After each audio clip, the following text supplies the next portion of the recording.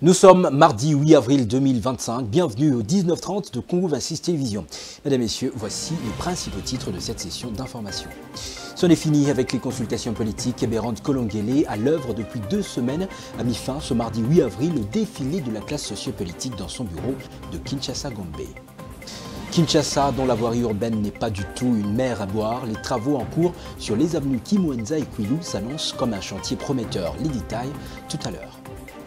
Et puis la crise qui oppose l'Algérie au Mali s'aggrave au fil du temps. Désormais, les 2 pays africains s'interdisent réciproquement leurs espaces aériens. Où va finalement cette Afrique à l'heure de l'application de la zone de libre-échange continentale?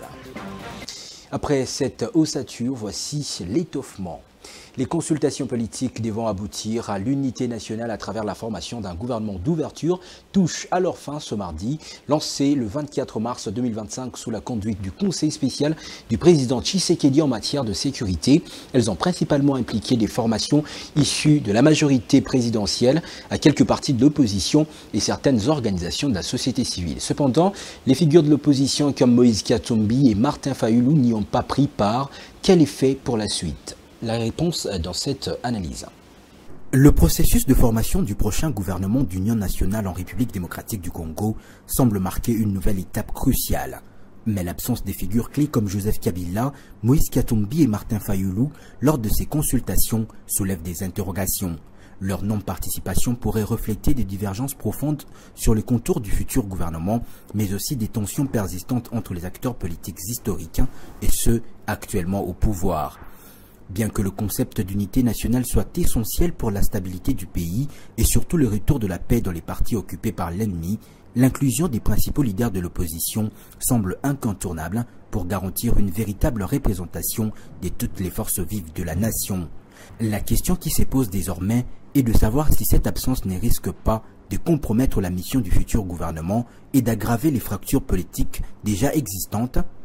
Une chose est sûre cependant, le navire a déjà quitté le port et a embarqué seulement ceux qui ont répondu présents à l'invitation du conseiller spécial Désiré Cachemire et Bérandt Kolongele. Et la priorité étant de mettre leurs égos de côté pour sauver la nation en péril. Après les pluies qui se sont abattues sur la ville de Kinshasa, causant d'innombrables dégâts, le chef de l'État accompagné de son épouse ont exprimé leur compassion envers les victimes malgré la situation critique que traverse la nation. Obligée de quitter leur maison inondée ou détruite, ces victimes ont été hébergées provisoirement au stade Tata Raphaël, tandis que les malades sont pris en charge au centre Vidjana pour plus de soins nécessaires. Stade Tata Raphaël. Ces sites qui accueillent les victimes des inondations survenues le week-end dernier dans la capitale congolaise, dévastant tout sur son passage, ne laissant que des dégâts importants derrière elle, a reçu la visite du couple présidentiel, venu partager la douleur avec les victimes. Le père de la nation n'a pas seulement exprimé sa compassion envers les sinistrés au stade Tata Raphaël, sa visite caritative l'a également conduit au centre Vidjana, où les malades touchés par cette catastrophe historique ont été acheminés pour des soins appropriés. Selon Patrick Mouyaya, porte-parole du gouvernement, cette visite témoigne de la volonté du président Tshisekedi de s'assurer que le gouvernement apporte des réponses adéquates aux préoccupations de son peuple, durement touché par les inondations. Stable. Les villes de Kinshasa et Kisantu, victimes des récentes pluies diluviennes, gardent les traces de cette crue de la rivière Ndjili. Mais quelles sont les vraies causes de ces inondations? Lors d'un briefing à la presse lundi soir sur les dégâts enregistrés, le gouvernement a tenté de répondre à cette question. Il y a eu des apports, des rechargements qui ont été faits avec des concassés, des moellons, pour pouvoir stabiliser l'endroit et stopper ainsi la progression de l'érosion. C'est ainsi que, un peu plus tard, dans la soirée de samedi, nous avons pu, la circulation a pu être rétablie sur une partie de la route. Parce que vous imaginez bien toutes les conséquences en termes d'embouteillage. Et en même temps, l'ensablement aussi de la route était pris en charge un peu plus bas, donc vers Mitedi et Matadi Kibala. Donc, dans la journée de samedi, on a pu commencer à voir la circulation se rétablir progressivement. Alors pendant que ce phénomène se passait, que nous étions concentrés sur cette route nationale numéro 1, le phénomène dont vous avez parlé tout à l'heure, le phénomène climatique, de dérèglement climatique, avec la quantité d'eau qui était tombée, et vous savez que cette pluie était beaucoup plus concentrée vers le Congo central. Il y a des rivières telles que la rivière Luzumu, ainsi que la Luzuma qui donne sur la Lukaya, et la Lukaya qui donne sur la rivière Njili. Les eaux de ces rivières ont été totalement débordées. Et donc elles ont commencé, bien sûr, puisqu'elles se jettent sur Njili, elles ont progressivement commencé à faire monter les eaux de Njili. Alors, compte tenu de la quantité d'eau qui tombait, le fleuve Congo, qui est l'exutoire final pour la rivière Njili, s'est retrouvé lui aussi avec un niveau d'eau qui ne pouvait plus recevoir les eaux de Njili. Et donc il y a eu comme un refoulement du fleuve vers maintenant la rivière Njili. Alors la rivière Njili n'ayant plus d'endroit pour pouvoir déverser ses eaux, qu'est-ce qu'elle a fait? Elle a commencé à s'étendre, à s'étaler dans tous les quartiers qui lui sont contigus. Donc c'est ça que nous avons vécu dans le quartier Tchangou. Et lorsque vous êtes en face d'un phénomène comme celui-là, malheureusement, il n'y a pas grand-chose à faire si ce n'est d'attendre la réduction du niveau d'eau. Vous le savez, dans la nuit du 4 au 5 avril, les fortes pluies se sont abattues sur Kinshasa, provoquant d'importantes inondations. Le quartier 8 de la municipalité de Njili, situé à l'est de la ville, figure parmi les zones les plus touchées par ces inondations ayant gravement endommagé les infrastructures et avec la privation des centaines de familles d'eau potable. Une situation critique qui accentue les risques sanitaires dans ces secteurs déjà vulnérables. Pas une goutte d'eau n'a coulé des robinets dans la commune de Njili depuis le désastre lié aux inondations provoquées par des pluies diluviennes qui se sont abattues 2 jours durant sur la ville de Kinshasa. Ici, au quartier 8, le ras-le-bol est total. La situation est alarmante. Les familles entières sont privées de l'eau potable. Et il y a urgence d'une réponse structurelle. Ça fait au moins 3 jours que l'eau ne jaillit pas dans nos robinets. Face à cet état de choses dramatiques, les habitants de cette partie de Kinshasa lancent un cri d'alarme en direction des autorités en faveur d'une intervention rapide et durable.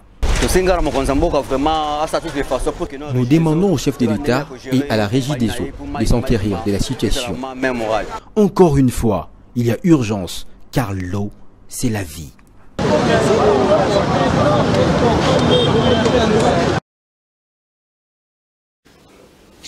Voilà, suite aux inondations récentes de plusieurs usines de production d'eau potable à Kinshasa, notamment celles de Njili, Lemba, Imbu et Lukaya sont temporairement à l'arrêt.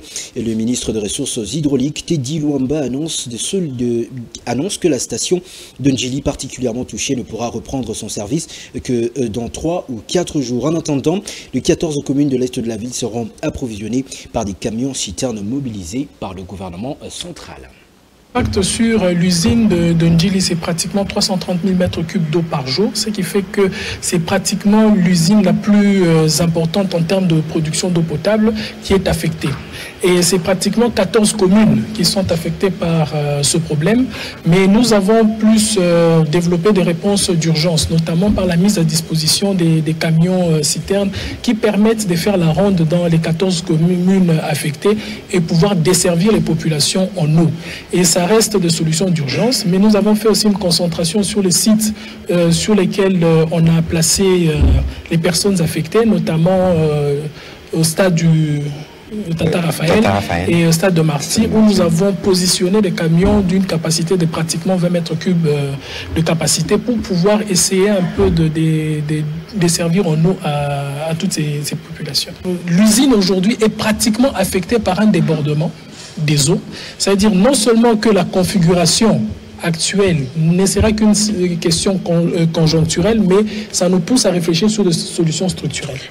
Parce que aujourd'hui, si nous avons d'autres précipitations qui arrivent, nous allons peut-être stopper l'usine, nous allons déployer les camions, mais ça ne sera pas la grande solution. La grande solution aujourd'hui serait de voir autour de l'usine la question sur les drainages des eaux et la question sur la... La commission femmes de la communauté Bashi-Bahavu a organisé dimanche 6 avril 2025 au Fleuve Congo Hotel une journée spéciale intitulée Journée Mouziré. C'est à l'occasion de la clôture de la Journée internationale des droits des femmes. Une opportunité pour rendre hommage à la femme Mouchi Mouhavu pour son rôle essentiel dans la culture, la société, l'économie et la politique. Didier Ilunga et Jarenen Kossi étaient sur place.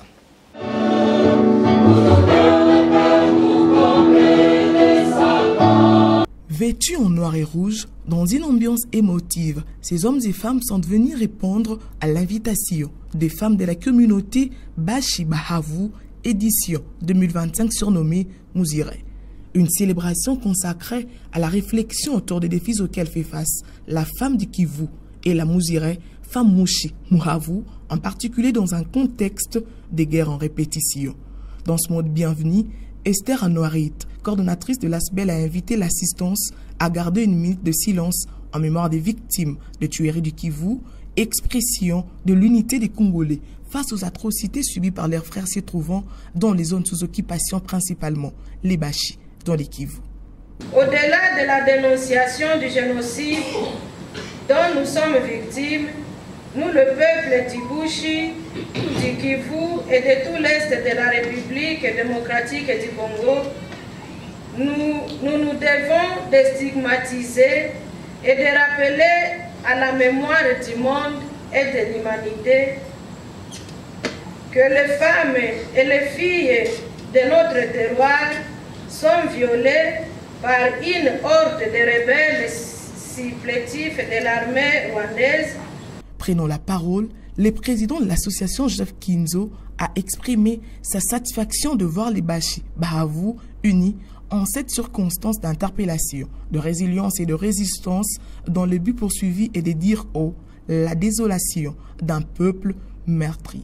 Ce jour d'aujourd'hui, je vous prie d'acclamer pour nos Basirés des femmes résilientes, des femmes qui se donnent malgré les tirs des armes, les attaques injustes qu'elles connaissent, l'accroupissement dans la misère imposée par un complot qui ne dit pas son nom, qui a tant duré. 30 ans de souffrance, 30 ans d'enterrement de nos frères, 30 ans de massacres, 30 ans de résistance. C'est ça la Mouchikazi, c'est ça la Mouchi Mouhavu. Journaliste et écrivain, directeur général du Congo 26 Télévision et coordonnateur de la commission culturelle de Chinyabuguma, a dans un poème intitulé « Non à la balkanisation de la RDC » engagé les participants dans cette lutte sans concession contre la partition du pays de Lumumba.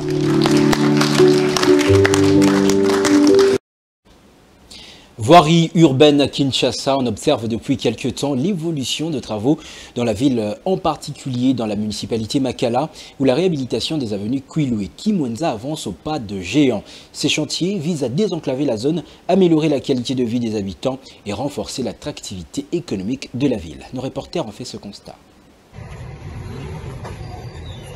La réhabilitation de 2 avenues, essentielles pour la mobilité à Kinshasa, est un pas important vers la modernisation de la commune de Makala. L'avenue Kwilu et l'avenue Kimwenza étaient jusqu'ici des axes de circulation majeurs, mais souvent caractérisés par des infrastructures obsolètes, des conditions de circulation difficiles et des embouteillages récurrents. Aujourd'hui, ces travaux visent à redéfinir l'espace urbain avec de voies modernisées qui faciliteront la circulation des habitants et des visiteurs. L'un des objectifs majeurs de ces travaux est d'améliorer la qualité de vie des habitants de Makala et des environs. Avec des infrastructures modernes, la commune pourra non seulement offrir une meilleure mobilité, mais aussi développer de nouveaux quartiers, attirer des investissements et stimuler le développement commercial et économique. La réhabilitation des avenues Kwilu et Kimwenza est un signal fort de la volonté de Kinshasa de se moderniser et de répondre aux défis de la croissance urbaine.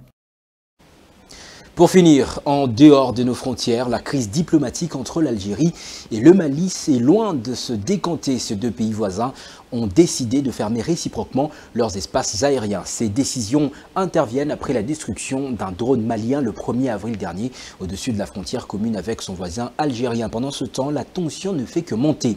Le Niger et le Burkina Faso, par solidarité avec le Mali et conformément au pacte défensif qui le lie au sein de l'Alliance des États du Sahel, ont unanimement rappelé leurs ambassadeurs de l'Algérie. On assiste manifestement à une crise régionale dont les conséquences seront bientôt ressenties sur le plan économique pour les pays en conflit et dans la région. Fin de cette grande édition, revoici ses principaux titres. C'en est fini avec les consultations politiques. Eberhard Kolongele, à l'œuvre depuis 2 semaines, a mis fin ce mardi 8 avril au défilé de la classe sociopolitique dans son bureau de Kinshasa-Gombe. Kinshasa, dont la voie urbaine n'est pas du tout la mer à boire, les travaux en cours sur les avenues Kimwenza et Kwilu s'annoncent comme un chantier prometteur. Et puis, la crise qui oppose l'Algérie et le Mali s'aggrave au fil du temps. Désormais, les 2 pays africains s'interdisent réciproquement leurs espaces aériens. Où va finalement cette Afrique à l'heure de l'application de la zone de libre-échange continentale? Excellente suite de semaine en compagnie de la chaîne de l'Unité nationale. Mesdames, Messieurs, merci de nous avoir choisis. Bonsoir.